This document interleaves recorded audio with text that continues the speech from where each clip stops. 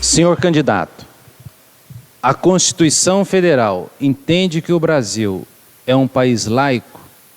O que o candidato ao Executivo entende que seja laicidade, respeitando a liberdade religiosa? Muito obrigado pela oportunidade de estar aqui hoje podendo responder as perguntas. Olha, o Brasil é um Estado laico, né? Quando a gente fala Estado laico, às vezes há uma certa confusão no entendimento geral do que seria um Estado laico. O Estado ele não deve, né, nem procurar e nem combater de forma alguma os conceitos religiosos e as instituições que se instalaram aqui no país. O Brasil hoje é um país livre, né, para que cada pessoa possa pensar, sonhar, buscar de forma livre o seu conhecimento, buscar de forma espontânea as suas crenças religiosas e praticá-las. Isso é muito importante num país onde existe uma diferença cultural muito grande. Nós temos aqui várias religiões dentro do país e o Estado, por algumas vezes, já tentaram, né, isso até a nível federal, já tentaram influenciar a igreja, tentar colocar pontos ou limitar a igreja na sua atuação, e isso, graças a Deus, até hoje, a nossa Suprema Corte, o STF, o STJ, veio derrubando esse tipo de atitude no Brasil. E a gente não pode ser demagogo, cada um aqui nasceu, né? E se hoje nós temos a liberdade de expressão, se hoje nós somos livres para exercer o nosso poder de democracia, o nosso direito ao sufrágio, que é o voto, porque realmente estamos num país verdadeiramente democrático. E dentro da democracia, não menos importante, é onde a gente podemos exercer a nossa fé com total liberdade, sem que o Estado venha interferir no nosso posicionamento ou que o Estado venha tentar nos influenciar dentro do nosso posicionamento. Inclusive, com o conhecimento que é passado de geração em geração dentro das próprias igrejas através do ensino religioso que é praticado dentro da igreja.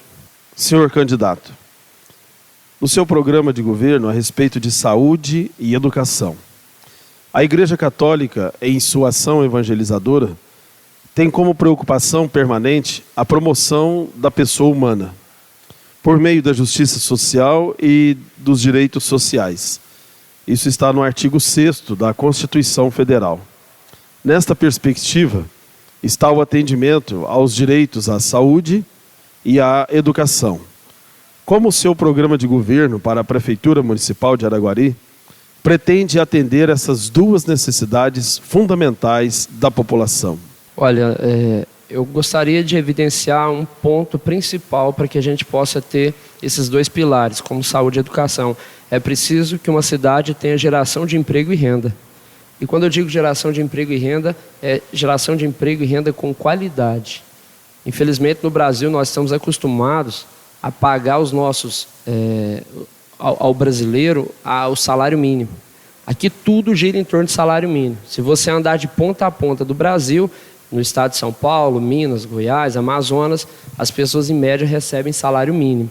Com salário mínimo, uma pessoa não consegue ter uma alimentação adequada, ela não consegue ter uma moradia adequada, e isso já causa os primeiros problemas, né? A atenção primária dentro da saúde ela já se torna um pouco escassa, até porque o Estado hoje não consegue alcançar os 4 cantos de uma cidade.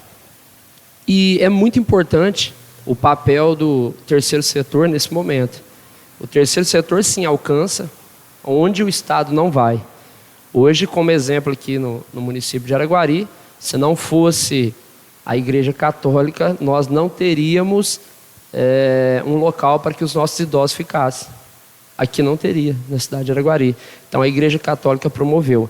Também, se não fosse a Igreja Evangélica aqui na cidade de Araguari, não teríamos local de tratamento de pessoas que são viciadas em drogas. E outro grande exemplo onde o terceiro setor chega. Então a saúde ela depende muito da atenção primária, ela depende que a gente promova ações que gerem emprego e renda. Agora a educação seria primordial que a gente dobrasse o nosso investimento na educação para evitar o combate ao crime organizado, pois é a única solução para um país acabar com os problemas seria o investimento na educação e não o gasto de dinheiro público no combate ao crime organizado. Senhor candidato, como regra geral, nós somos a nossa biografia. Um dos aspectos de uma biografia sadia, politicamente falando, é a educação política que submeteu aquele que se candidata a uma determinada função. Pergunto, o senhor como candidato ao cargo de prefeito da cidade de Araguari, se considera preparado suficientemente e adequadamente do ponto de vista ético e técnico? Olha, o Alexander, eu vou começar do ponto de vista ético e da minha história de preparação, de experiência de vida, para depois entrar no ponto técnico. O Alexander nasce no bairro Murim, na cidade de Araguari, vindo de uma família extremamente humilde, pobre, no sentido da lei, e passa por todas as dificuldades, como precisar de levantar todos os dias às 6h30 da manhã para buscar, era meio litro de leite para cada filho, e eu buscava 2 litros, que era eu e minha irmã. Eu levava para casa e depois eu ia para a escola Leonora, onde eu estudei basicamente toda a minha vida.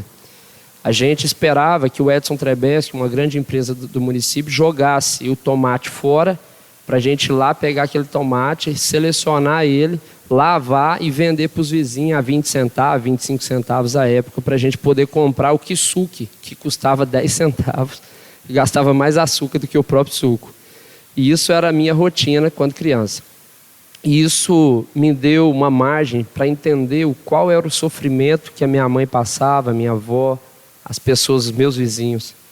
Aí, passado isso, eu resolvi estudar gestão pública, fiz logística, fiz direito, fiz farmácia, sou técnico em mecânica também, e me desenvolvi na forma teórica para me poder enfrentar os grandes desafios aí da gestão pública, como licitações da Lei 8666 e outras que são extremamente importantes no nosso país. Então, hoje eu me considero tecnicamente capacitado para enfrentar os problemas, me considero eticamente também capacitado, não respondo nenhum processo, não recebi dinheiro do fundo eleitoral porque eu não quis, eu devolvi o dinheiro, porque se eu digo que eu não concordo, a hora que o partido me manda esse dinheiro, eu pegaria, eu seria incoerente. Então eu não concordo com esse dinheiro público, acho que deveria ser investido na educação, uma educação de qualidade. Então o Alexander sim está preparado de forma técnica, de forma moral e ética para assumir o governo da cidade de Araguari. Senhor candidato, a respeito da política habitacional, qual é a política habitacional do seu programa de governo para a cidade de Araguari? O primeiro desafio na cidade de Araguari seria regulamentar as casas que temos na periferia que não possuem escritura. Grande parte hoje, chega a 30% dos imóveis da cidade de Araguari não possui escritura pública. Isso é um grave problema, porque não gera segurança, não gera aquele sentimento de propriedade. E aí a gente passa por algumas casas na periferia que não são reformadas, não há um investimento financeiro, porque existe uma dúvida quanto à propriedade real daquele imóvel. Então nós vamos chamar as pessoas, vamos ajudá-las a realmente regularizar. Nós temos alguns assentamentos. Eu gostaria de buscar uma parceria juntamente com o INCRA, entender qual é essa demanda de assentamentos no município de Araguari e tentar buscar realmente um loteamento para que essas pessoas de baixa renda, esses pequenos agricultores familiares, possam ter acesso a uma gleba, a um alqueiro, a um tamanho de terra específico para produzirem em nosso município. Agora, Araguari também recebeu vários investimentos do governo estadual e federal quanto Minha Casa Minha Vida. E nós devemos continuar. A Coab, iniciamos aqui com a Coab, que foi o bairro Ouro Verde, o bairro Mauá, e hoje nós temos aqui também Minha Casa Minha Vida. E há um outro novo projeto também do governo federal, do governo Bolsonaro, que traz também essa dinâmica. Então nós queremos buscar esses recursos, construir novos loteamentos, realmente fazer um cadastro onde possamos não sortear as pessoas, mas buscar pelo seu grau de necessidade. Hoje Araguari sorteou as suas casas, que existe pela Suíça 1, 2, IP, e isso mostrou ineficaz até o momento, que as pessoas realmente de baixa renda continuam necessitando de habitação e pessoas que tinham renda para comprar seu imóvel próprio estão morando hoje nesses bairros que era para as pessoas de baixa renda. Senhor candidato, É sabido que a Lei Eleitoral 9.504 de 97 proíbe a veiculação de propaganda eleitoral em templos religiosos. O Código Eleitoral proíbe propaganda eleitoral destinada a criar artificialmente, na opinião pública, estados mentais, emocionais ou passionais. Pergunto: qual a posição do senhor no que diz respeito à prática do proselitismo eleitoral em templos religiosos? Mais uma vez a gente vê o Estado tentando entrar onde o Estado não deveria estar, né? É uma decisão conjunta significa que um grupo religioso não pode escolher ou não pode orientar o seu grupo religioso a votar de forma coerente e consciente.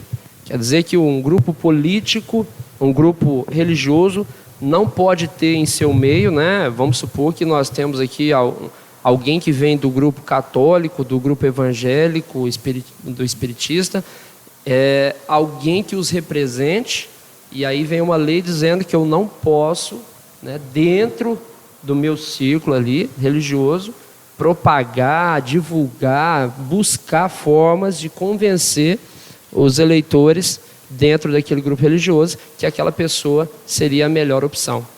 Olha, se na rua nós podemos fazer isso com a população, por que dentro das igrejas, por que nos grupos religiosos nós não podemos trabalhar da mesma forma? Então eu me sinto que nós estamos numa era onde a gente queremos muito direitos e poucos deveres. E o Estado está tentando sempre entrar onde o Estado nunca deveria ter passado. Que seria a forma que cada pessoa cria sua família, seria o que cada igreja trabalha no sentido político, ético, econômico.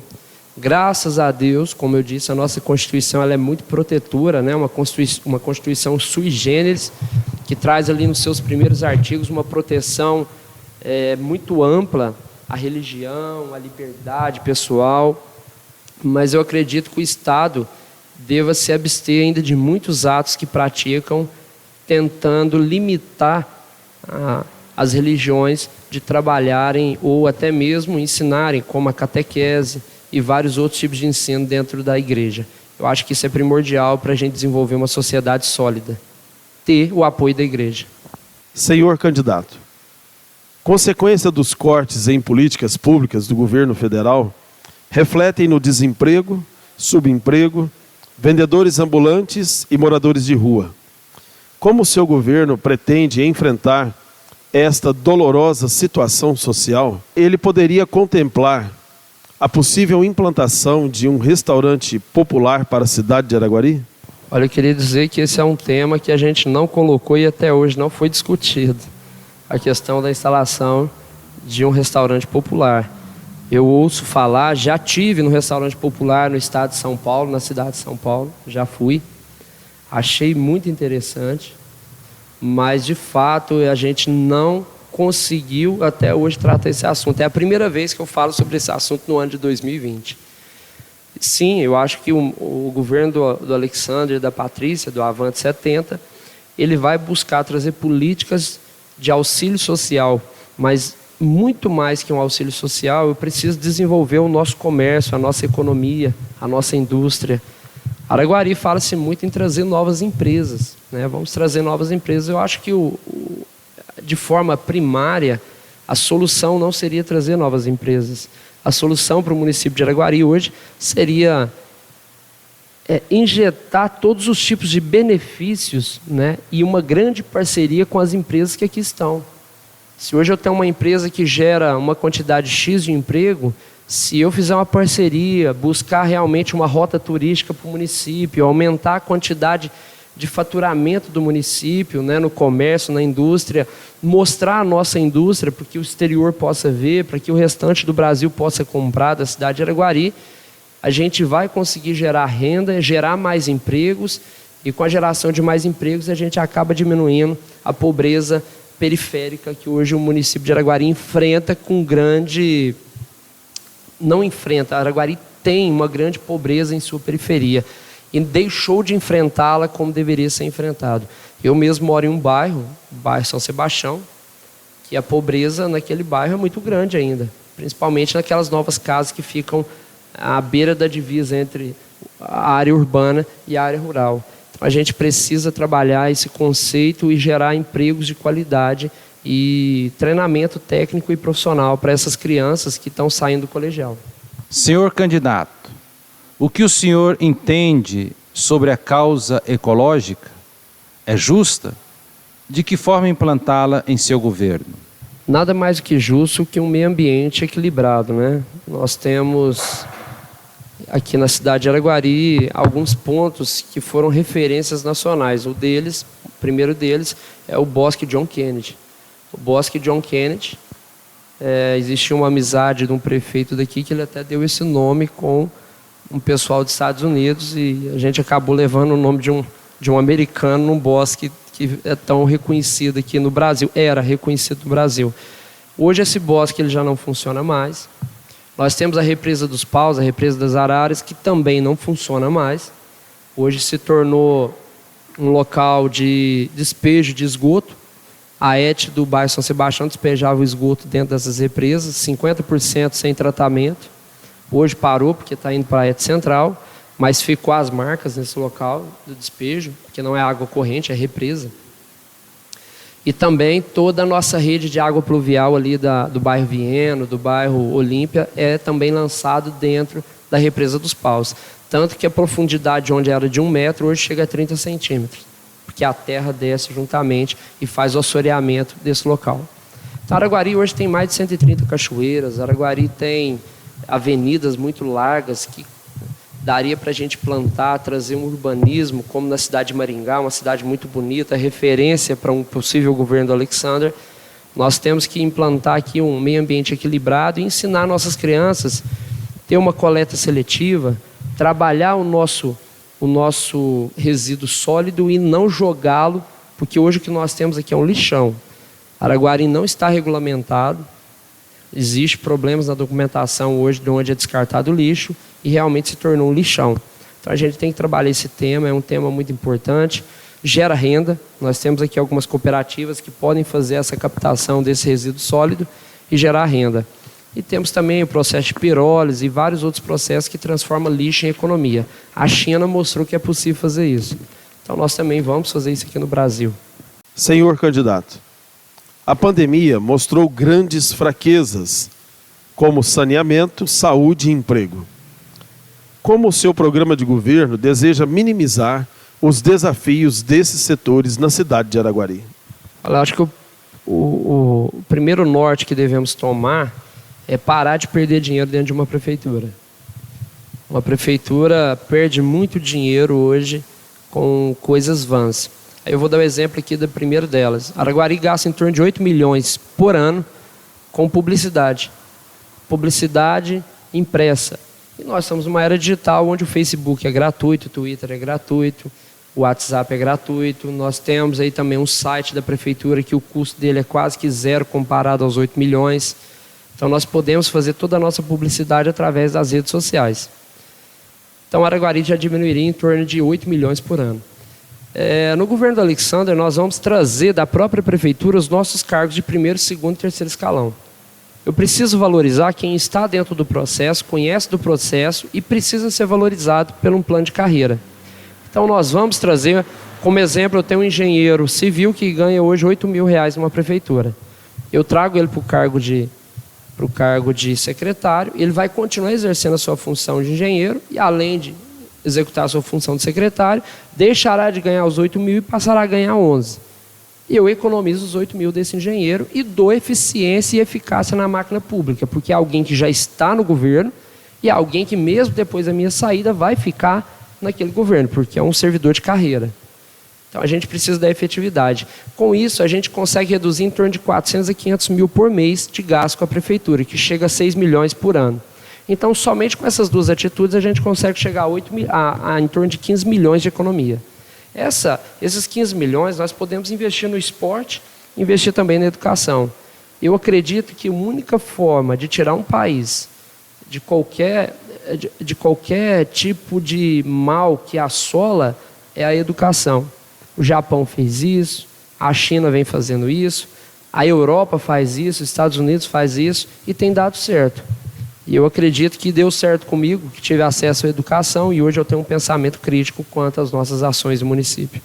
Gostaríamos de agradecer muitíssimo a presença do senhor candidato a esta entrevista. Essa entrevista é muito importante para a comunidade católica. O senhor agora tem 3 minutos para as considerações finais. Olá a todos vocês que estão nos assistindo. Aqui é o Alexander, sou candidato a prefeito da cidade de Araguari, do Partido Avante, meu número é o 70. Nós estamos iniciando essa caminhada política, uma caminhada de consciência social. Estamos visitando cada bairro, cada canto da cidade, levando esse conhecimento, pedindo para que as pessoas tenham mais do que votar no Avante 70, é realmente ter um pensamento crítico quanto às questões que estão sendo colocadas no nosso município. Araguari precisa desenvolver, Araguari está num momento muito importante, desenvolvimento econômico, social, e a gente precisa que o eleitor seja consciente. Eu ouço muitas pessoas dizendo para mim, Alexandre, eu queria tanto um prefeito como de Colatina, e eu digo para eles, eu queria tanto eleitores como de Colatina, porque se a gente tem eleitores como de Colatina, eu tenho certeza que teremos não só prefeitos, mas teremos secretários, teremos vereadores que vão atuar pela nossa causa, que vão lutar pelos nossos desafios, que aqui no município de Araguari são muitos nesse momento que a gente tem que trabalhar. Queria dizer para vocês também que a nossa vida, ela é muito curta para ser pequena. Nós não podemos desperdiçar esse momento tão importante, esse momento de eleição, esse momento que a gente pode realmente mostrar que o poder emana do povo, como diz nossa Constituição Federal, e vocês mostrarem que quem vai trazer o resultado político para o município são vocês, eleitores. Eu digo que o passado e o presente é impossível que a gente mude, mas o futuro está aí, ele é próximo, a curto, médio e longo prazo, e cabe a você, eleitor, fazer essa diferenciação, cabe a você, eleitor, fazer essa escolha, e cabe a você, eleitor, construir um futuro próspero para você, para suas gerações futuras e para toda a sua família. Aqui o Avante 70 traz a ideia de uma prefeitura que integra a sociedade, uma prefeitura de portas abertas para o povo, uma prefeitura que vai trazer economia processual, economia financeira. Nós vamos trazer um novo modelo de gestão, uma gestão integrada, uma gestão participativa. Queremos reunir com os nossos representantes de bairros todas as semanas, as nossas entidades de classe.